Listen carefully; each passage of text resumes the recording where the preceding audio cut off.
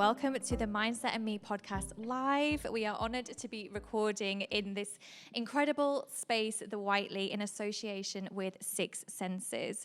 I'm so excited to bring Leo Cosendai to the podcast. Leo is a Swiss, Swiss sound artist known for his sensory experiences that question human perspective, and we'll really get into that. He's worked with the Royal Academy of Arts, London Design Festival, Pace Gallery, as well as brands such as Facebook, Google, Vogue, Selfridges, and of course, Six Senses. I actually first experienced Leo's brilliance 4 years ago with my dear friend, Cassendai. She's just arrived. Down there, yeah. We went to one of his amazing sound baths and were transported to a different place. I truly have never experienced anything like that since. And so it would be great, Leo, for those who don't know you, to share your story. Okay. Well, I think most people are here for the sound, so I'm not going to talk for too long. But I thought what we could do is start with a little exercise, some kind of meditative exercise. Are you guys up for it? Yes. Cool. All right. Okay. If you can manage with the phone, then great. All right. You don't have to close your eyes. You might want to close your eyes. Just see what happens. Ideally, sitting upright, sort of grounding your sitting bones, feeling like your spine is sort of really rooted in the chair, and it's kind of growing upwards towards the ceiling. And then you're going to allow your jaw to really relax. So really allowing a gap between your lips and your teeth. See if you can almost look as if you were lost for words. Kind of like that. But a total relaxation of the face. Mouth is open, that's quite important. And I'm not going to look at your eyes in case your eyes are open. So just feel very free, but it is quite nice to close your eyes. And then we're going to empty our lungs completely. Completely emptying the lungs together. And then we're going to wait for everybody and we're going to breathe together as one pair of lungs. So I'm assuming everybody's out of breath now. Let's breathe in through the nose very, very slowly.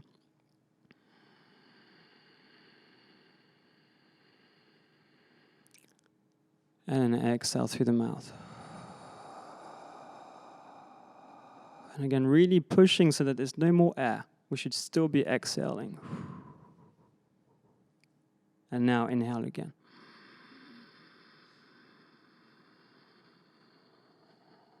Relax your shoulders when you do this. And an exhale. And if you have your eyes open, you don't have to look at me, just look somewhere in front of you. Inhale again. And when you're full of breath, hold your breath and then purse your lips as if you were playing a horn or blowing into a conch shell. Tiny, tiny hole in the middle of your lips, and you're going to breathe out really slowly as if the air particles were queuing to come out of your mouth. Right? Like there's a fire in the building, but there's a funnel to come out. Just like that. Really, really tiny hole, but in the middle of your lips, extending the exhalation for as much as you can. What that does is it activates your vagus nerve, which is basically what regulates your nervous system. And again, inhaling through the nose one more time. And exhaling through pursed lips. Tiny, tiny. You're breathing out through a microscopic straw.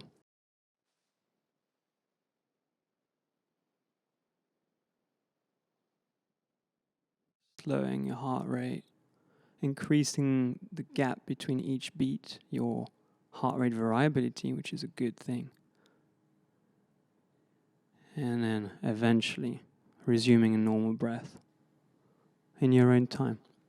And you're welcome to keep your eyes closed for the conversation.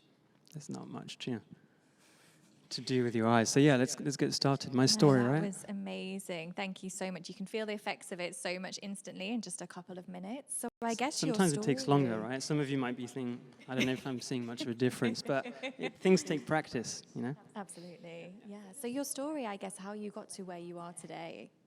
Okay. first thing of interest that I feel like sharing is that my great uncle was the first chiropractor in Switzerland. So it's like osteopathy, but not quite. And way before I showed any interest in music or sound, he said, your son, I think it was to my mother, your son has the ears of a musician. I quite like that, looking back, because that kind of made my life. I designed my life consciously and unconsciously around sound and music. So that's like one key thing.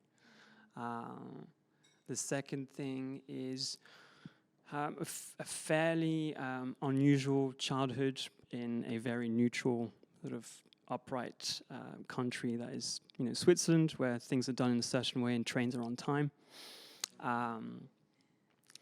So I guess I'm grateful for that. There were ups and downs. That's just family, I guess. Number 3, anxiety. I think anxiety sort of kicked in when I was a child, when I was 9 or 10, and I had panic attacks, and I didn't know what they were at the time.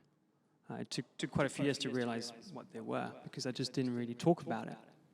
How did you realize that? How did you come to that? You mean who helped me find out what that was? Yeah. I was like some kind of, it was actually an osteopath. Okay. Yeah. So that was pretty tough, and that kind of kick-started a chain of events, that hasn't ended, kind of. Yeah. The next thing is a move to London to pursue music. And then I met my wife, who is preparing the room next door. She is a scent expert. And it's just going to be incredible. So we work together and facilitate experiences for various people and brands. So she took me to my first sound experience. And I think I repeat myself because I've said it many times, but it was mind-blowing. And I got a couple of gongs very soon after and have facilitated over 2,000 sound baths in the last decade, basically. Wow, that is incredible. And I echo that. It is mind-blowing, and I think that we're going to experience something truly special today. I would say that your offering is really unique, and it really kind of makes you different. I guess what inspired you to the way that you create these experiences? I guess everything, but I love surrealism, Dadaism. Dada, which was founded in Zurich, at the Cabaret Voltaire. So I like things to be unusual, to be different. I like to turn things upside down, to break them apart and put them together again. So there is many ways of facilitating a sound meditation, and I like that. I like it's malleable, and I kind of made it my own. And I feel like I include people as well. I don't alienate people, which is very important, And sometimes I look like I'm taking myself seriously, but I'm not. And that helps, Definitely. I guess for anyone who's never experienced a sound bath, what are the benefits? What should people be feeling? Well, they shouldn't feel anything. But what they might, there's two sides to it, right? So people are always interested in the science these days. And I understand, although one could argue that science is becoming a bit of a religion in some ways. That's my opinion to some extent. But a sound bath helps people with sleep. So it down-regulates cortisol, which is something that we're all on these days, way too much of it. And sleep has then a knock-on impact on our immune system and nervous system. So sleep is, as we know, essential. And the number one thing that I hear from people who've been to my sound baths and sound baths in general is, I had an amazing sleep, an incredible sleep, worth noting. But regardless of sleep, sound vibration, regardless of whether it's applied to the skin or just heard and picked up through the air, helps the immune system through, I can't remember now what it's called, but it's something that bodybuilders take to strengthen. No. But keep going. Who else? It's not steroids either. I don't know, but basically, it activates the cardiovascular system and it improves blood circulation. and it basically boosts the cardiovascular system and immune system. And then the other thing is obviously the vagus nerve. The vagus nerve is very much activated through sound, and that has an impact on how resilient we are, how we process stressful events, how we process stress. So I would say like these are the three important things in terms of like scientifically backed things, so benefits. And then what I'm more interested in is what it does to your mind, like how you look at things, how you connect the dots, how you see something and then you hear something over there, see something here, and you somehow connect them, right? So I always think of like people like Einstein and other, like Salvador Dali, whatever. People who inspire me, they tend to like see life differently.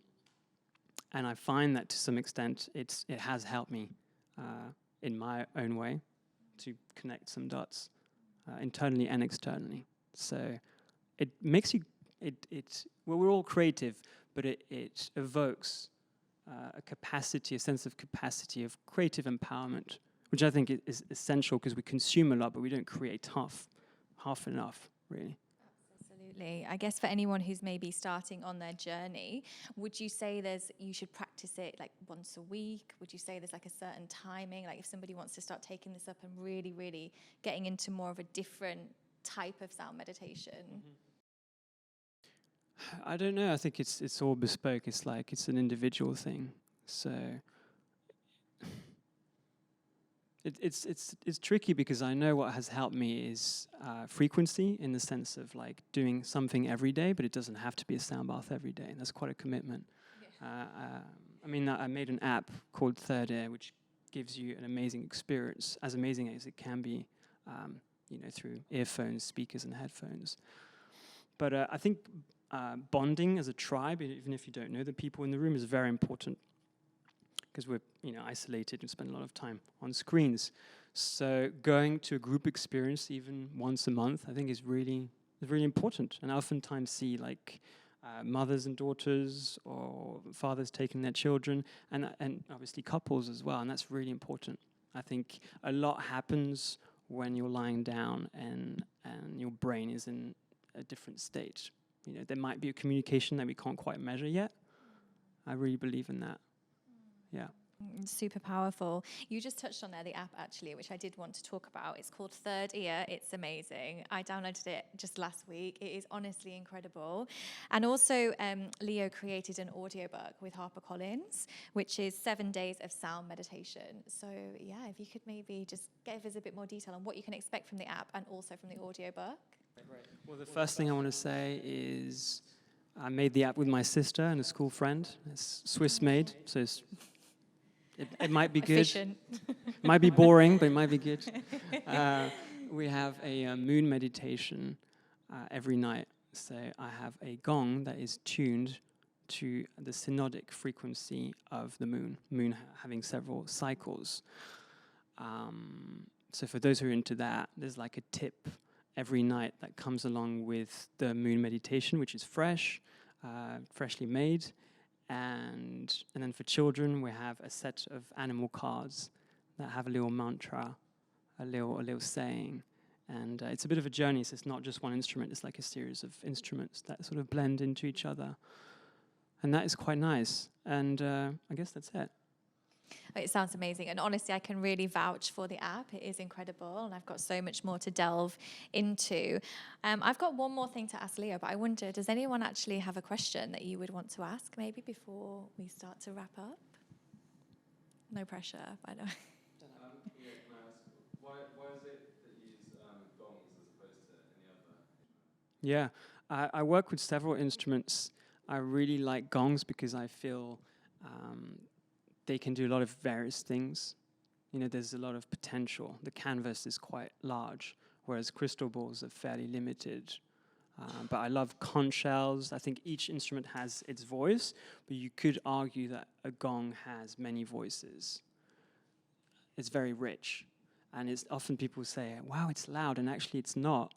It's just that it's very rich. So it's filling up a lot of the acoustic field in terms of frequencies. And you can actually see that when you're in the studio and you record a gong, it's like every part of the spectrum is busy, which you wouldn't see. So it'd be busy all across, whereas a crystal ball would probably be same line, but it would only be a blip here. But that doesn't mean the gong is better. And also you can be a bit more expressive with the gong, you know, so. And I don't know, maybe I like to perform as well, so maybe there is an element of performance, which, by the way, performance can be very healing. There's a great man called Alejandro Jodorowski. He lives in Paris. He's in his 90s. He's made some great movies as well, and he does tarot readings. And he's the kind of the father of performance art. I think it's called performance art, and the way he does it. And I think there's a documentary and that you can watch. It's like incredible, and his books are amazing. It's like coming up with certain rituals that you can do to transcend certain stories, past or present stories that you tell yourself, or that you're suffering from. So it's pretty amazing. Really powerful. Really powerful. Thank you. That's an amazing answer. Any other questions from anyone? I just want the sound bath now. Yeah. Well, before we end the podcast, we always ask everybody, what is one mindset hack that you would share for anyone who's just started out on their journey? Maybe a heart set then. I think it's really, thinking about what I just said, creating rather than consuming, or at least having a decent ratio of creation, consumption. I think meditation is incredible, like having the right diet is good, being outside, real light, not blue light, and so on. All of these things are really important. But one thing that trumps it all is actually doing something that you love and creating.